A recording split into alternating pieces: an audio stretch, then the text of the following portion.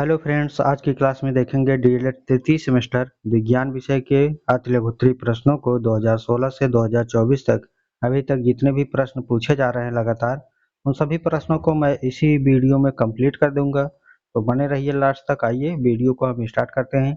दोस्तों, सभी third semester वालों का टीचिंग भी स्टार्ट हो चुका है। आपके कॉलेज में हुआ या नहीं हमें कमेंट में बताइएगा। आइए 2024 का पहला प्रश्न लेते हैं। पहला प्रश्न है, ध्वनि की आवृत्ति किसे कहते हैं? उत्तर हो जाएगा दोस्तों, ध्वनि की आवृत्ति वह संख्या होती है जो यह दर्शाती है कि एक सेकंड में कितनी ध्वनि तरंगे उत्पन्न होती हैं। इसका मात्रक जो है hz होता है, अर्थात हर्ट्ज होता है। आगे है प्रश्न संख्या 2। हाइपरमेट्रोपिया को स्पष्ट कीजिए। यह एक नेत्र दोष है दोस्तों। हाइपरमेट्रोपिया इंग्लिश लैंग्वेज है यह, ठीक है, इंग्लिश में लिखा गया है हाइपरमेट्रोपिया। उत्तर हो जाएगा, हाइपरमेट्रोपिया एक नेत्र दोष है जिसमें निकट की वस्तुएं धुंधली तथा दूर की वस्तुएं अस्पष्ट दिखाई देती हैं। आगे है प्रश्न संख्या 3। काजीरंगा राष्ट्रीय उद्यान कहाँ स्थित है? यह किस जंतु के संरक्षण के लिए प्रसिद्ध है? उत्तर हो जाएगा, काजीरंगा राष्ट्रीय उद्यान असम में स्थित है और यह जो है एक सींग वाले गैंडे के लिए संरक्षण के लिए यह प्रसिद्ध है, ठीक है। आगे है प्रश्न संख्या 4।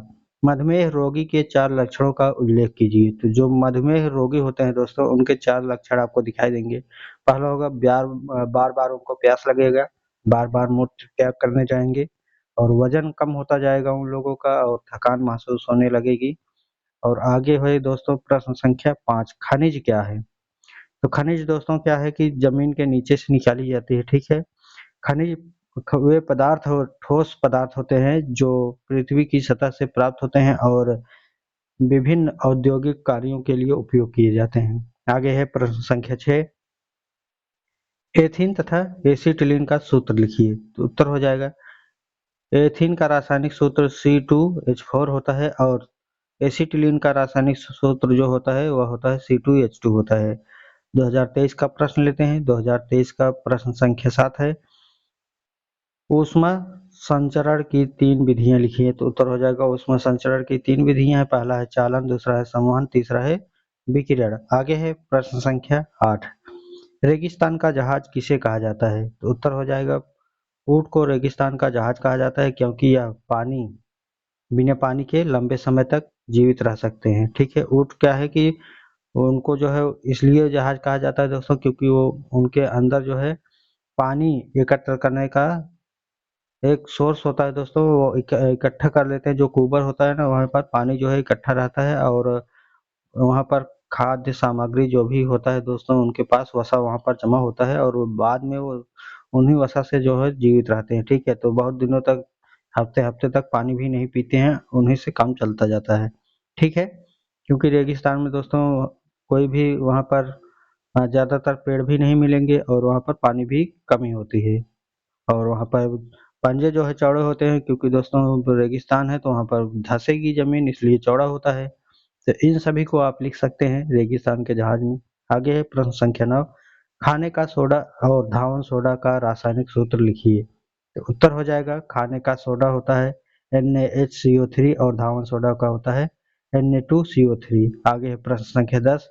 मछली तथा तिलचट्टे के श्वसन अंगों के नाम लिखिए। तो उत्तर हो जाएगा, मछली जो है गलफड़े से श्वास लेती है, अर्थात गिल्स से श्वास लेती है। तिलचट्टे जो है दोस्तों श्वसन नलियां अर्थात श्वसन नलियों के अंग से श्वास लेती हैं, ठीक है। और आगे है प्रश्न संख्या 11। पेट्रोलियम को द्रव सोना क्यों कहा जाता है? उत्तर हो जाएगा, पेट्रोलियम महंगा और सीमित संसाधन है इसलिए जो है इसे द्रव सोना कहा जाता है। अब आगे है प्रश्न संख्या 12। अनुप्रस्थ तरंग दो श्रृंगों के बीच की दूरी क्या कहलाती है? तो उत्तर हो जाएगा, अनुप्रस्थ तरंगों में दो श्रृंगों के बीच की दूरी तरंग दैर्घ्य कहलाती है, ठीक है। तो देखिए यहाँ पर ए हो गया और यहाँ पर बी हो गया। अब इनके बीच का जो है, इन्हीं के क्या है बीच का देखेंगे तो यहीं पर जो है क्या हो जाएगा, या नीचे वाले को हम लोग गर्त कहेंगे, ठीक है, विरलन। और ऊपर जो है यही जो है तरंग दैर्घ्य होती है, एक बार नीचे आया फिर ऊपर गया, ठीक है, इनके बीच की दूरी को।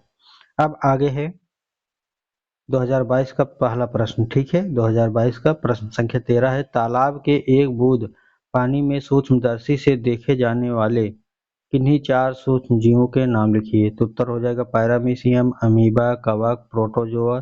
तालाब के पानी में पाए जाने वाले सूक्ष्म जीव हैं। ठीक है। आगे प्रश्न संख्या 14, सभी हरे पेड़ पौधे स्वपोषी क्यों कहलाते हैं? उत्तर हो जाएगा हरे पेड़ पौधे सूर्य के प्रकाश CO2 और जल की सहायता से भोजन स्वयं बनाते हैं, इसलिए इन्हें स्वपोषी कहते हैं। आगे है प्रश्न संख्या 15, कैरामेल क्या है? इसका उपयोग क्या है? उत्तर हो जाएगा कैरामेल गर्म की गई चीनी से बना मीठा पदार्थ है, जिसका उपयोग बेकारी या बेकरी बेकरी जो उत्पाद होता है उनमें जो है इनका प्रयोग किया जाता है। आगे है प्रश्न संख्या 16, रात में तारे क्यों टिमटिमाते हैं? तो उत्तर हो जाएगा वायुमंडल की विभिन्न परतों में प्रकाश के अपवर्तन के कारण तारे टिमटिमाते हैं। आगे है प्रश्न संख्या 17, ध्वनि ठीक से सुनाई दे इसके लिए सिनेमा हॉल में अवशोषक का प्रयोग किस प्रकार से होता है? तो यहाँ पर दोस्तों उत्तर हो जाएगा सिनेमा हॉल में दीवारों पर छिद्र और ध्वनि अवशोषक सामग्री जैसे पर्दे, मैट लगाए जाते हैं। ठीक है। तो दोस्तों जो आप स्टूडियो होते हैं देखते होंगे, जो टीचर पढ़ाते हैं वहाँ पर ग्रीन कलर का जो है पर्दा लगा दिया जाता है, तो उनमें जो है छिद्र होते हैं। ठीक है। तो उन्हीं को जो है लगाने के बाद जो है वो जो वायु कंपन होता है, ठीक है, तो वह अवशोषित कंपन कर लेते हैं, तो आपको एक स्पष्ट जो है आवाज़ सुनाई देती है। ठीक है। अगर वही नहीं रहे ना तो वहाँ पर जो है आवाज़ गूंजते हुए नजर आएगी। ठीक है। अब आगे है प्रश्न संख्या 18, प्रतिध्वनि एक गूंज में क्या अंतर है? उत्तर हो जाएगा प्रतिध्वनि किसी वस्तु से टकरा कर लौटी ध्वनि, जबकि गूंज खाली स्थान में उत्पन्न ध्वनि होती है। आगे है 2021 का प्रश्न। प्रश्न संख्या 19 है, कार्बन के किसी एक क्रिस्टलीय अपरूप का नाम बताएं तथा उनकी संरचना समझाएं। उत्तर हो जाएगा कार्बन का क्रिस्टलीय अपरूप ग्रेफाइट है, जिसमें षटकोणीय संरचना में कार्बन परमाणु एक दूसरे से जुड़े होते हैं। ठीक है। तो यहाँ पर आप देख भी सकते हैं जो है यहाँ पर सभी जो है जुड़े हुए हैं। ठीक है।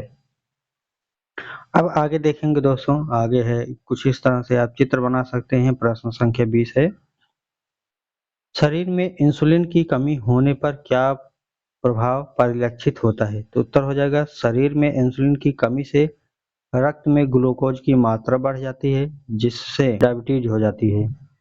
प्रश्न संख्या 21 है, पृथ्वी के चारों ओर कितनी ऊंचाई तक वायुमंडल का विस्तार होता है? वायुमंडल का ओजोन स्तर जीवधारियों के लिए कैसे महत्वपूर्ण है? उत्तर हो जाएगा वायुमंडल का विस्तार लगभग 29,000 किलोमीटर तक होता है। ओजोन परत सूर्य की हानिकारक पराबैंगनी किरणों से रक्षा करती है। आगे है प्रश्न संख्या 22, थर्मामीटर बनाने में पारा का उपयोग क्यों किया जाता है? उत्तर है पारा ऊष्मा का अच्छा चालक है, समान रूप से फैलता है और कांच से नहीं चिपकता, इसलिए थर्मामीटर में उपयोग होता है। अब आगे है प्रश्न संख्या 23, आर्किमिडीज का सिद्धांत बताइए। उत्तर हो जाएगा तरल में डूबी वस्तु पर लगने वाला उत्प्लावन बल विस्थापित तरल के भार के बराबर होता है।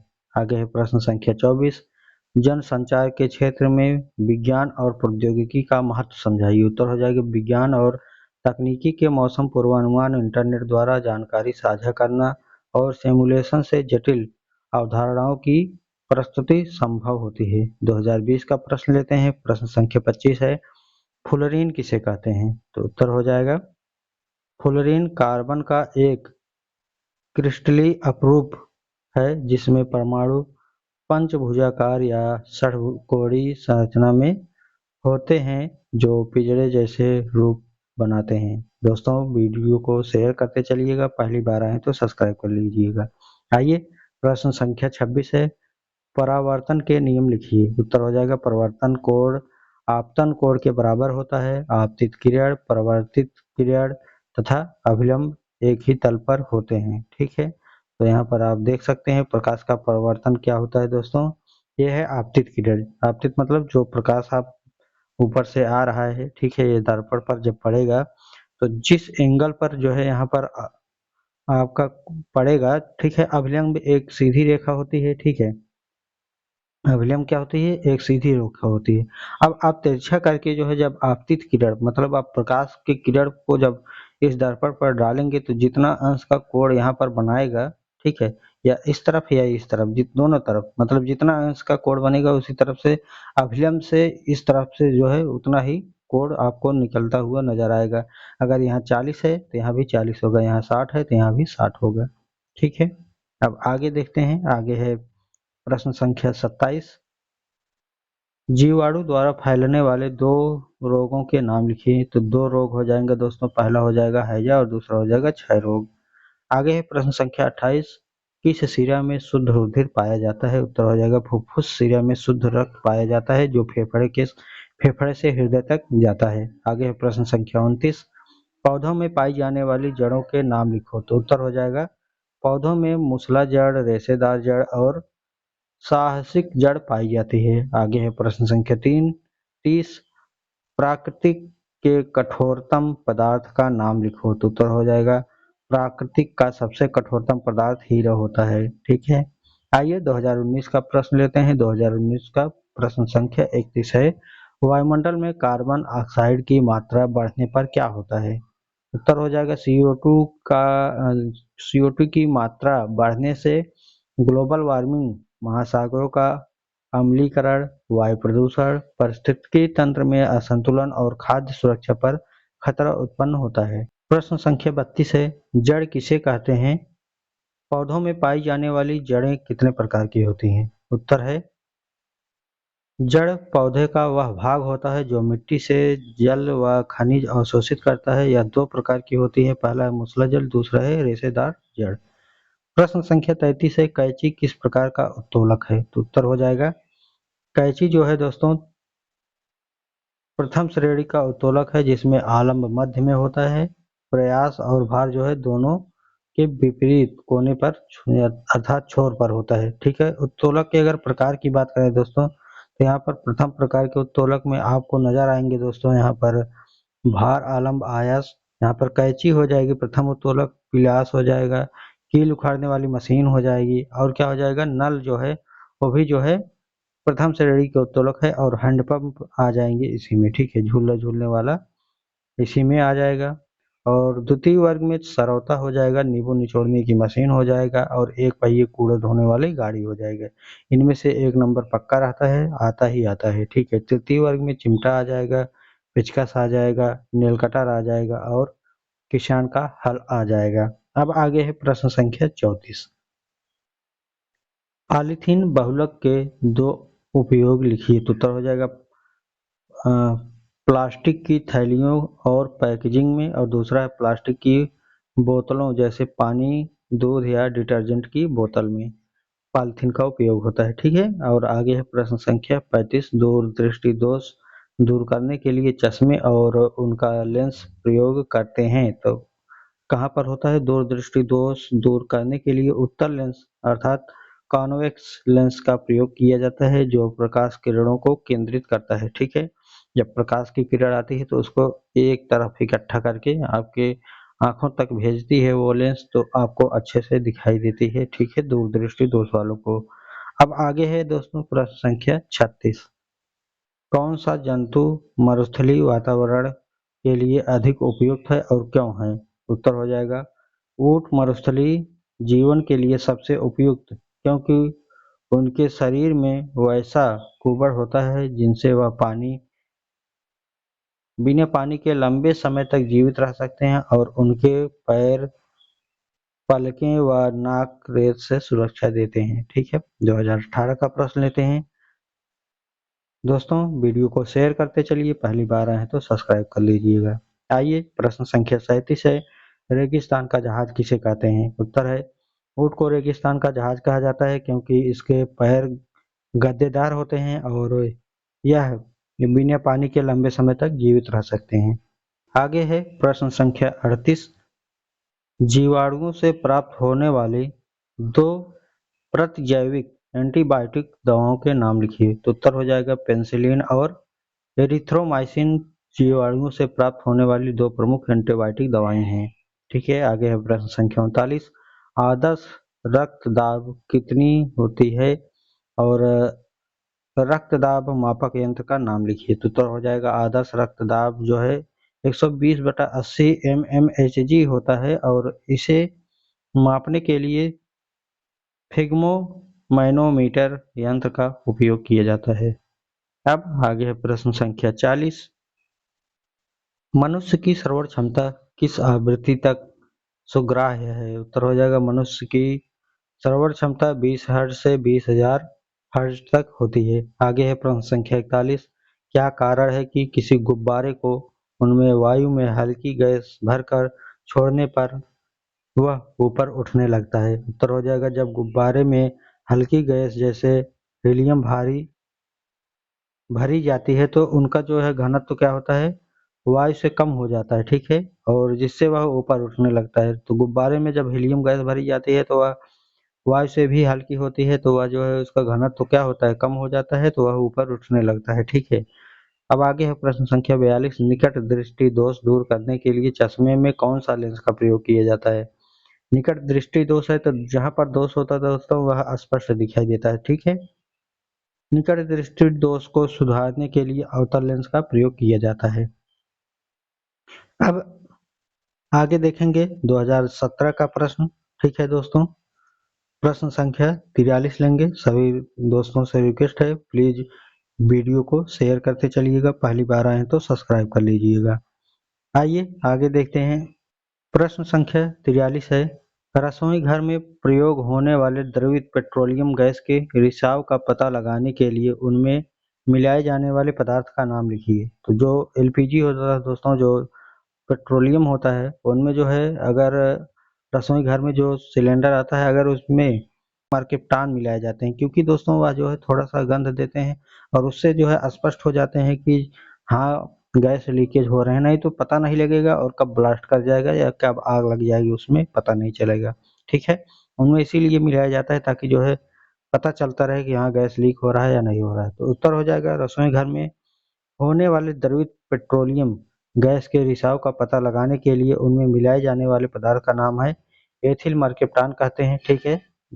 एथिल मर्केप्टान का रासायनिक सूत्र होता है C2H5SH होता है। आगे प्रश्न संख्या 44 है, क्रांतिक कोण से क्या अभिप्राय है, लिखिए।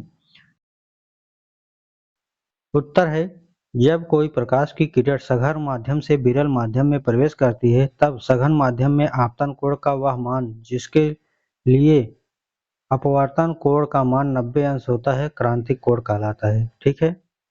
यहाँ पर आप देख सकते हैं, यहाँ पर जो सघन माध्यम से या जब सघन माध्यम से कहाँ पर जा रही है, विरल माध्यम, तो यह जो अभिलंब है इससे थोड़ा सा दूर हट जा रही है, ठीक है।